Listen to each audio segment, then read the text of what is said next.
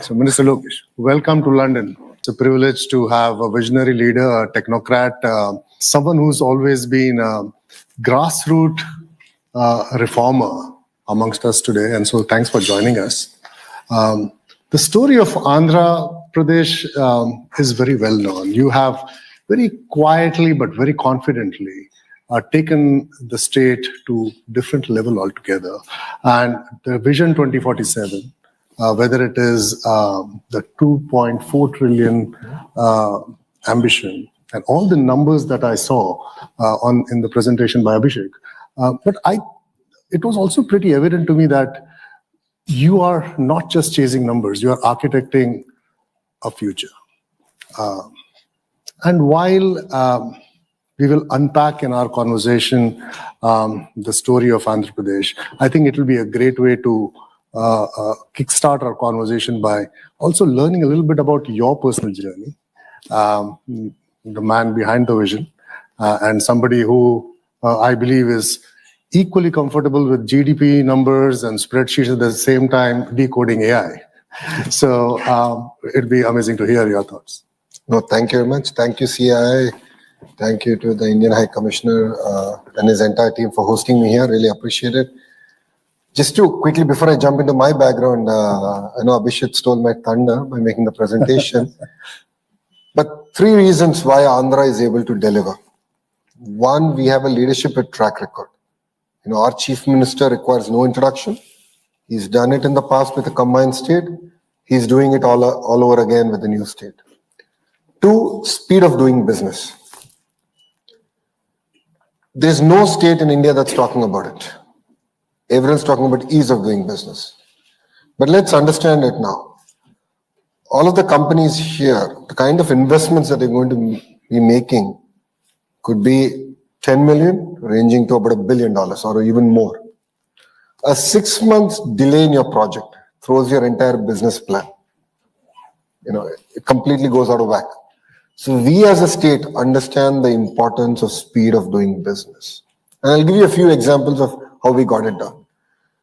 ArcelorMittal, it's well known here. They are going to build one of India's largest steel plant in south of Visakhapatnam. And it all started with one Zoom call with Aditya Mittal. We did one Zoom call. He said he had 3 specific asks from the state. And all I said is, give me 12 hours. I need to confirm it with my chief minister. We got it confirmed and we got the project grounded. So this conversation started in June last year, 2024. Looks like June 24 is a good month because the LG Electronics conversation also started in June 2024. We are going to break ground in November for a steel plant. We got it done. Same thing with a company who name cannot be disclosed by me officially. They're going to build one of India's largest data center in Visakhapatnam. It's going to be a 1 gigawatt data center. We started it from ground up. That conversation, I think, happened around August, where I drove them personally, showed them the land, and got them excited about Visakhapatnam.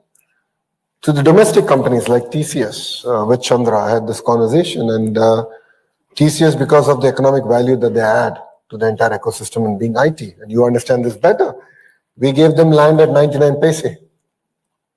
We are coming after you now. Please, Abhishek, you have your first client ready now. So that's how we get things done. And that's what we mean in terms of speed of doing business. Please understand that, it's not just talk, but we actually mean it. 50% of our legislatures are first-time MLAs. 17 out of the 25 ministers are first-timers. So we bring a lot of passion, hunger. I'm one of the most senior one. This is my 2nd term in Mr. Naidu's cabinet. But we bring a lot of passion. And that brings to the 3rd thing, which is we're a startup state. We're not a Fortune 500 state. We're not content. We're hungry. Yeah. We're hungry for your business. And that's why in the last 15 months of this government, we've landed close to $120 billion investment. And please understand, we don't have an MOU with ArcelorMittal. We have not signed MOUs. We are not in the business of signing MOUs. We are in the business of grounding. That's our business, and we deliver on speed of doing business. So this is a little bit, I just wanted to sort of sum it up with what Abhishek shared. Coming to my background, I did my bachelor's at Carnegie Mellon, worked at the World Bank for 2 years, Stanford MBA. Majority of you don't know the other side of Mr. Naidu, who is a serial entrepreneur. He had 3 failed startups, and his 4th successful one was the dairy business. So I came back to the dairy business. Then my wife graduated from Stanford, decided I was no good for the business, threw me out of it. 2013, I've been a politician, and it's been a memorable journey ever since that. Wonderful. You also did a Padayatra. Yes, I did. Helped you frame your political ideology and your thinking and your policies. Stanford MBA was great for business, and Padayatra, I think, sort of gave me a lot of EQ, which was very important to understand the grassroots challenges. A lot of the policies, a lot of the conversations, a lot of the frameworks that we have developed is based on my walkathon. I believe that's very important. That's where we have taken a very ambitious target to create 2 million jobs in 5 years. We're one of the probably the only political party that makes such a bold statement. And that's why I'm here having this conversation with you, while we have a collectors conference, which is a very important conference that I'm missing back home, because job creation is the center point of this administration. And that's how we are able to attract the kind of investments that we have. Thank you, Minister, for that glimpse into your journey and building on your passion for transformation. Let me zoom out a little bit. Today every boardroom is looking for their next frontier of growth, is looking for the new economic hub, the new shiny city which can help them be the hub for growth. And many a times we have seen Andhra Pradesh right at the top of the list. So as you look into the future, you told me that a lot of your ministers are younger and you're probably one of the older ones, and I'm very surprised at that. You have such a long career ahead of you. How do you see things evolving for you beyond just the numbers that we all heard, and for Andhra Pradesh? No, if you look at the map, Andhra Pradesh is a peculiarly long state. We have the second longest coastline in India. And being a long state, it lends itself up for decentralized development. So what we have is, cluster-based approach. And I believe that that's very important for ecosystems to not only survive, but thrive. So we've built an automotive ecosystem, of course, anchored around Kia. In the southern part, we have an entire ecosystem being built around drone. We have an ecosystem around renewable energy, solar, wind, pump storage projects. We have an ecosystem around electronics, semiconductors in that. And then we have an entire ecosystem around CBG, compressed biogas. The Quantum Valley, as Abhishek just shared, that's one. Aqua is another big thrust area for us as a state. Steel City, led by ArcelorMittal. We have a pharma city, medical devices city, chemical city. So we're able to build all these ecosystems because I believe in the importance of vertical and horizontal integration. What do I mean by it? Now let's take a mobile phone as an example. The chassis of a mobile phone, the casing, the glass, the camera module, the lens, the battery, the touch screen. These are all again independent manufacturers who then Foxcons of the world bring together and make an iPhone or any other mobile device.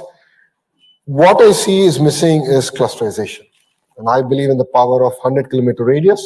We build the entire ecosystem and build it out with a lot of detailing. That's what we've succeeded in Andhra Pradesh. We've started on the journey. We're building it out, and that's our verticals. Now, horizontal is where education comes in, where skills come in, where testing facilities come in. So that's the only way by which we can ensure that these ecosystems thrive. And that's exactly what makes Andhra Pradesh different from the other states in India. And you bring a very unique vantage point in your role where you not only lead IT, you also lead human resources. Because I believe they go hand in glove, particularly in the business that I am in. I know this so well. And our Tech Mahindra's relationship with Andhra has been deep and growing. We already have 2,500 odd people. And the best part of what we have seen is the diversity that we are able to get. As a company, we have, I think, about 34% females. In Visakhapatnam, we have 49%. So it's a standout. it kind of goes to show the importance that has also been given to education and women's skill development. And that links so closely with all IT. Do you see it also that way, that human resources and IT for you are going hand in glove? IT is for India, education is, or HRD is for Bharat. And I'm having to bring both together. Yeah. That's where I think one of the slides Abhishek spoke about Naipunyam. Yes. Naipunyam is a very interesting experiment, if I may, which we're going to launch in October, where we're trying to match the supply and demand, where I have youngsters who are well educated, who are searching for jobs, and then there's demand. I'm going to do the matchmaking, but we are building skill development into it, where assessment will be done, where state will guarantee that, in IT, this is the kind of level that this person is at. And then what is the skill intervention that's also required? The state is willing to do the skill intervention on your behalf. So I think Andhra Pradesh is uniquely positioned to deliver that, and will be one of the very first states to do it. And that's what will make us very different. Absolutely. And thanks for giving that very vivid description about the state and the future and the kind of scale that you're envisaging. I think AI is going to be very important, and today no conversation is complete without the word AI. So the scale that you're aiming for, I believe AI can be a game changer. And I also heard you investing in quantum, which I'm not sure, maybe I'm misinformed, but I'm not sure any other state is thinking as deeply about AI and quantum. I heard Quantum Valley coming up in Amravati. Would love to hear your thoughts on how you believe you can harness AI as maybe a core engine of your growth. If you look at it, India was a beneficiary of the IT revolution. Yeah. Right? We were able to leapfrog, up per capita incomes have jumped. But then AI is here. It's going to fundamentally transform the way we're going to work together. And it's important that I skill up. Otherwise, you're going to miss the bus. As simple as that. So we're looking at AI not just from an investment perspective, but we're actually taking a step back and looking at it also from, how do I skill up? Starting from colleges, from universities, the changes in curriculum. Starting from there, then doing the entire quantum ecosystem. So South Asia's first 158 qubit quantum computer is going to be in Amravati, India. South Asia's first 158 qubit. It's going to be in Amravati. Not in New Delhi. In Amravati. Because we were the first state willing to lead the Honorable Prime Minister's quantum mission. And it's going to come to Amravati. I think that calls for an applause.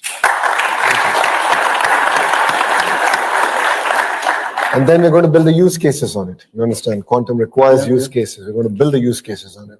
We're going to dedicate certain capacity for startups to sort of use quantum computing. And I believe that will create an amazing ecosystem, again, in Amravati. But the kind of ecosystem we're building in Visakhapatnam around data, and the data city that's coming up there, that's going to, again, position Andhra Pradesh in a very unique manner. The cables that are going to land there are going to be double the capacity of Mumbai. Which, Mumbai is number one in India. We're going to double. And this is going to happen in the next 3 years. And it's going to be 1.5 gigawatts of data centers coming up. And that's just the beginning. We're talking to a lot of other players out there. So I believe that Andhra Pradesh is well positioned from education, from skills, all the way from building the entire ecosystem. It could be quantum, it could be data city. I believe that we are positioned well. And do you think GCCs would be a big beneficiary of this infrastructure, digital and the physical infrastructure that you're developing? And with all the buzz around GCCs and how they are becoming very strategic to global companies, and no longer they are the back office places. They are now more strategically building products for the future. And that's where I believe they are looking for states and cities which can provide them the right infrastructure and the right talent. And I think what you just told me, potentially GCCs can be big beneficiaries of that. Absolutely. I mean, I think GCCs boil down to talent. Yeah. Anyone can build an office space. I can give you best air conditioning. That's the easy bit, right? Go to Tech Mahindra. Just look around. I can challenge at least 25% of your workforce will be from the 2 Telugu-speaking states. So talent exists. Yeah. We have it. We are going to skill up. Yeah. And that's what makes us very unique as a state. Historically, due to lack of opportunity, because we were a combined state, all this talent used to go to Hyderabad. Yeah. but the state got bifurcated about a decade back. And now we are building this vibrant ecosystem in Visakhapatnam around IT. It could be data city, it could be the traditional services like what TechM or TCS would do, or even the GCCs. But the backbone is talent, and we have the talent in Andhra Pradesh. So I believe that again makes us very unique compared to any other state in India. And while we spoke about AI, talking a little bit about the brick and mortar part of the economy, which is manufacturing, next gen manufacturing in particular, I think is going to be key for the growth of the country. Unless India gets its act right in manufacturing, it's going to be very hard to grow at 8 to 10% that is needed to get to the 2047 vision. And whether it is semiconductors or EVs or the green energy projects, some of the slides I saw from Abhishek were little staggering numbers, and the vision was very, very evident. Maybe if you could really talk about how you see these sectors shaping Andhra Pradesh's industrial future. I've given the lay of the land. If you've seen, starting from Kia all the way up to the chemical city, that's the lay of the land. But what will differentiate us is again the vertical and horizontal integration. Yeah. I think that will position us well. So let's talk about renewable energy as a case in point, right? Renew is a well-known player in the space. I heard that they were looking at manufacturing, and I had a conversation with Sinhaji, and we got one bit of it. And then when I had lunch with him in Delhi, he said, I'm looking at backward integration. So I want to go back to wafers. And let's start from there. What can Andhra do for me? That's the kind of work we're talking about. So, if India has to grow at double digit, we need to go back to the most basic and go all the way up to energy. So it's no longer just about, okay, energy is going to be done by one company, manufacturing going to be done by another company. Everyone's looking at integrating. And that's exactly the role that Andhra Pradesh can play. So that's the entire vertical bit.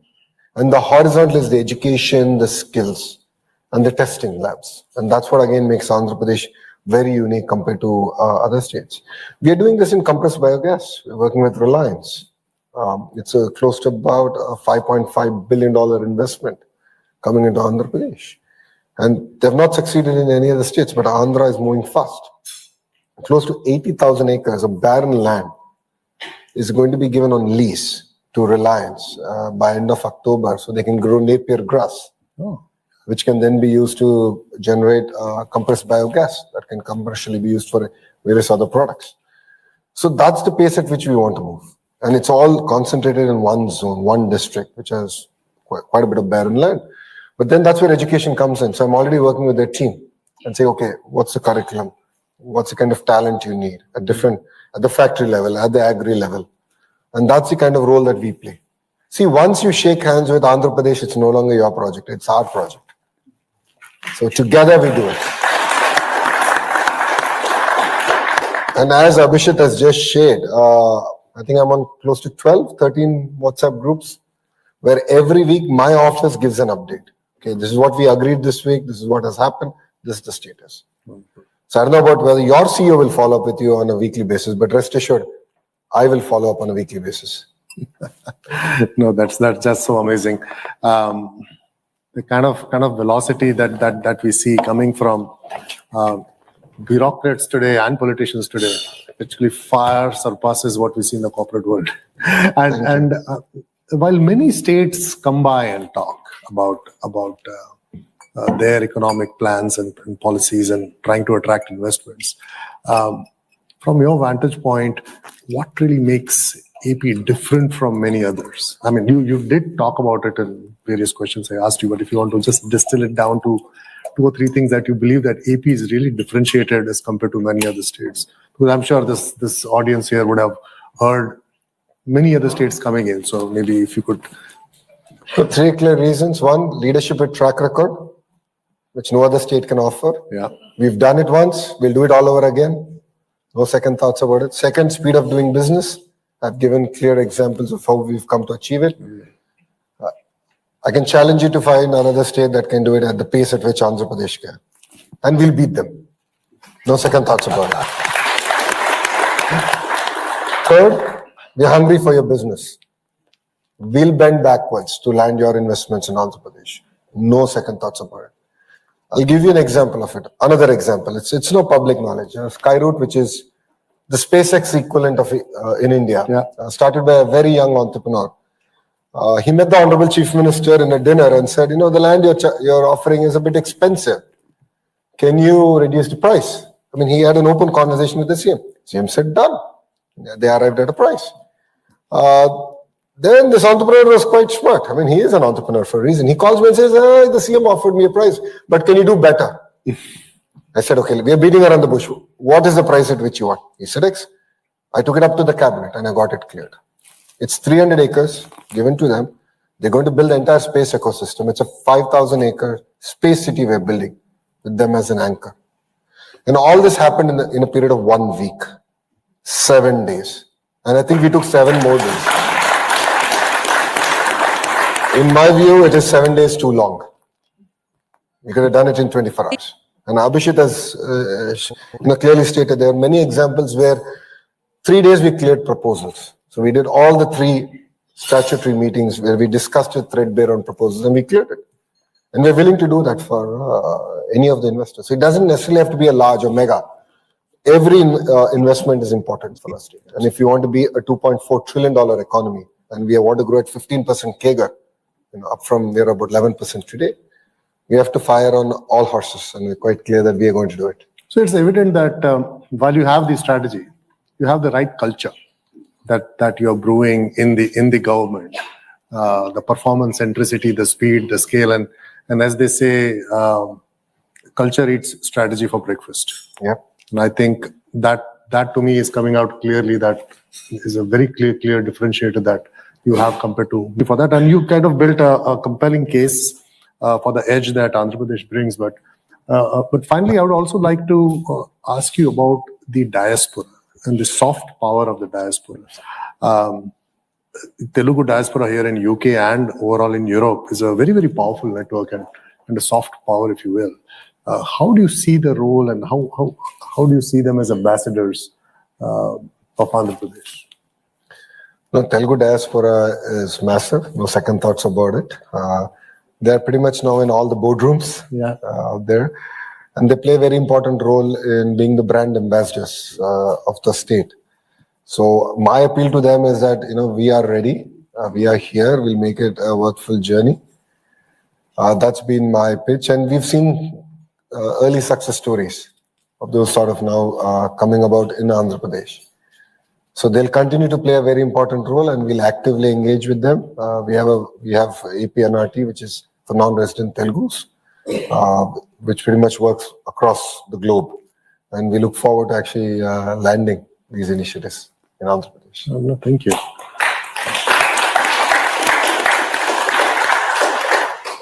So, Mr. As we wrap up, is there just one idea I would like this room to take home about Andhra Pradesh journey, about the ambition or its edge? There's one idea you think the audience can take home. What would that be? Well, we are a startup state. Well, we are hungry. We have the passion. We have the commitment. Look at all the Fortune 500 companies, and they've all started with hunger. That's what we have. You will see the same passion, the same culture, as you rightly said. This is something that percolates across all the ministers, ministries, and offices. We are working with the same commitment to deliver. This, I believe, no other state has. Yep. And the reason is that we're all new. 17 of us, I'm not part of the 17 gang. But just to give you an idea, before a cabinet meeting, it might sound simple, but it's very important. And thank you for touching about culture. Before cabinet meeting, the ministers who are available, we actually meet for breakfast. We discuss about what's happened in the last 15 days. What are our hits? What are our misses? And we are a startup state who's willing to learn. We're willing to listen. We're also human. We make mistakes. 3 out of 10 decisions might go wrong, but we are here. We're willing to learn from our mistakes. We're willing to be open, frank, have a very honest conversation, and ensure that it's a smooth journey.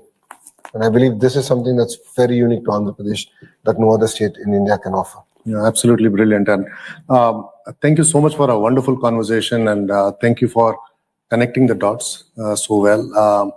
Thank you for taking us on a journey which I think was part strategy, part soul. Mind and soul. And a testament to the humble and the visionary leadership that you bring to the table. I know we could have gone on for an hour more, but I'm a little cognizant of the time.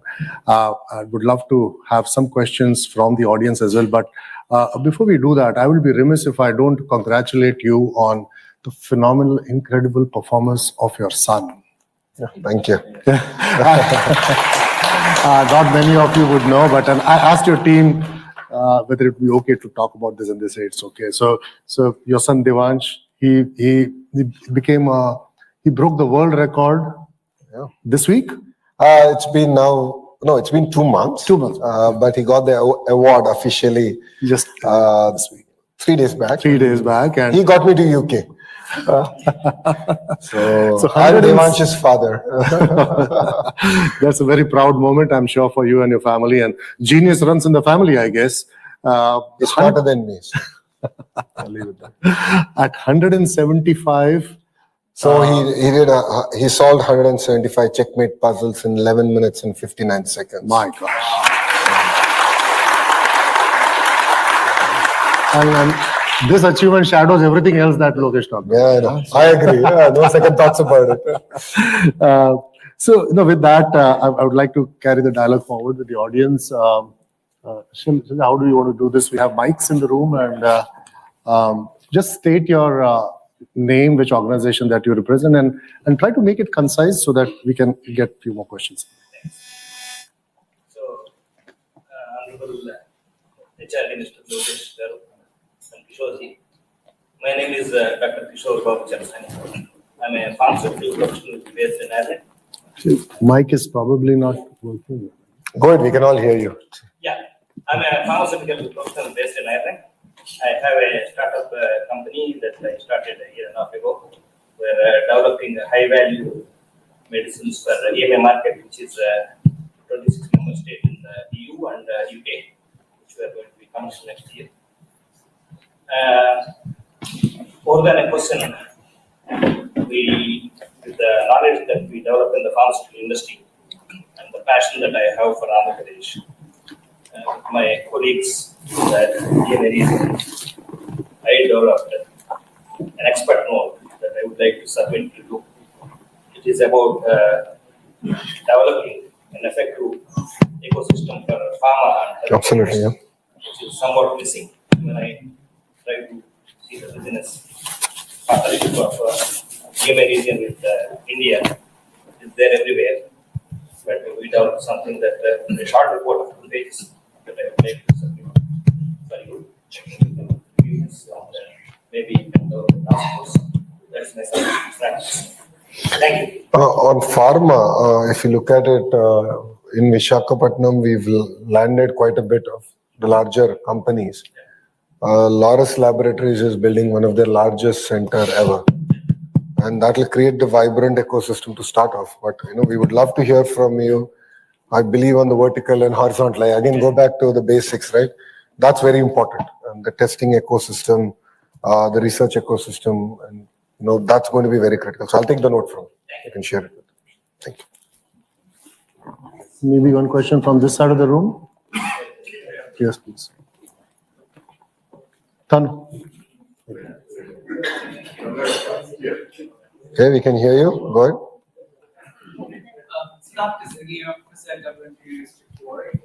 Nice. I did the research on AI and autonomous driving. Firstly, thank you, Honorable Minister, for mentioning Skylo. It's something from a fellow Canadian from my group. I'm very pleased to see this. I can hear you. Don't worry. Okay, perfect. So I think you mentioned quite a bit, 2 times about being the startup state. Yep. And one of the things that is very interesting when it's the graduation from a startup state to a big conglomerate, it's a natural thing.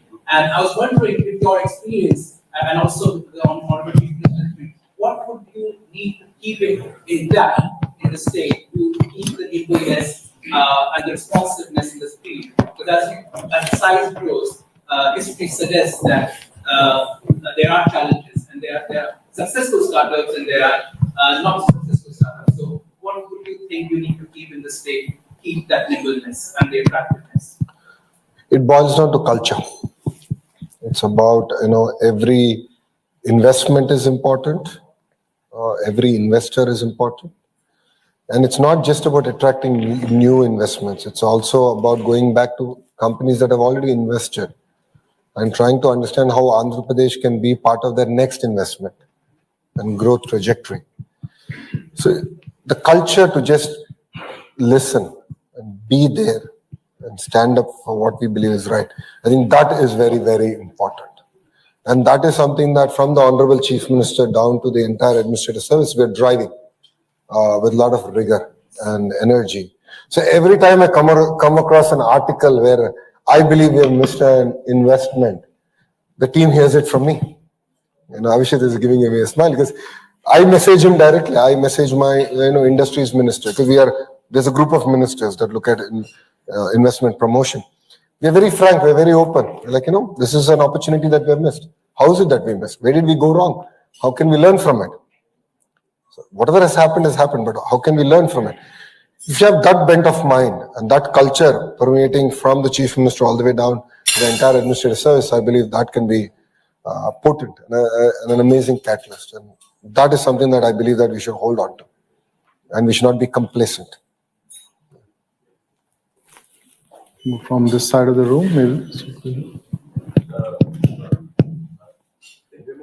I can hear you. Go ahead.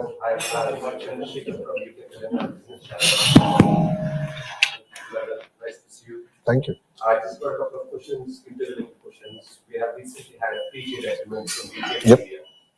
So how do you think that you incorporate into the 24/7 ecosystem of Pradesh? And I just question for you, getting the CBAM, so the carbon taxation. How do you think that the carbon tax? Hello, yeah, thank you. This is Chandrasekhar. I can hear you much better. So Lokesh ji, thank you very much. Welcome to London. So the free trade agreement which has been initiated this year, how do you think that's going to benefit the Andhra Pradesh in the bigger ecosystem of 2047? And the question is our CBAM, which is been charged from next year, the carbon tax emission taxes. How do you think that will actually nullify the free trade agreement? And how do you think as a state, central government India or as well as state government should take steps to benefit from the free trade agreement as well as the CBAM? So that will be really helpful to understand, so that we got a group of companies in our Chamber of Commerce who are quite concerned with the carbon emission taxes. So that will be helpful for us to give us some knowledge on that. Thank you. I'm not too well. I'm not too familiar, honestly, with the impact of what it will be. But I can get back to you in terms of from a services industry standpoint, operating in the corridor of UK and India, how this could potentially impact us. It's not had any material impact at this point, but I can come back to you. I'll give you my card after this, and you can send me. On FTA, there are clear sectors that have won. Textile, aqua, which is very big in Andhra Pradesh. I mean, it's about close to $3.5 billion ecosystem. So it's very, very important. I think these are early wins, as I say, but I think to get it operationalized will take a certain lag. There'll be, from a policy to operationalize, there'll be a certain lag. So our job is, of course, to reach out to our farmers, the various companies, and say, okay, there's an alternative opportunity that's emerging. We are, as a nation, I think we're going through interesting times, right? There are tariffs being imposed on India, and I believe crisis is an opportunity. That's been my approach. So I said, I've worked with the aqua industry. I said, okay, let's talk about the 25% problem. Right? The problem is 25% tariff. Great. So what do I need to do to augment the 25%? Where does Government of India fit? Where does Government of Andhra Pradesh fit? And that's been our approach, number one. That's what I believe is a temporary relief. But the long term is that we have to diversify. We have to look at new markets. New markets are opening up. From Andhra's perspective, the first containers to Ukraine were delivered, right? Russia and a few other countries. Europe is opening up. There's great opportunity there. That's the second bit. Then comes the entire ecosystem on, how can we sort of augment it, build on it. So what's the primary processing, secondary processing, and tertiary processing? That's one. And then the fourth part is reforms. So as a state, we have taken this action plan, or we call this a 100-day action plan, where I got 5 entrepreneurs who are self-made billionaires to be on the advisory board, where we're looking at every act and regulation. And we've broken it into 3 things. One, that we can immediately throw out. I'll give you an example of what we think we should throw out. The Factories Act has a specific regulation which states that you need to whitewash the toilet door every 3 months or 6 months.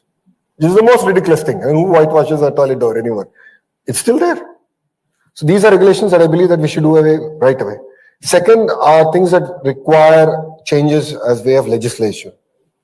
Third requires a bit of political capital to be invested. We are willing to do it as a state.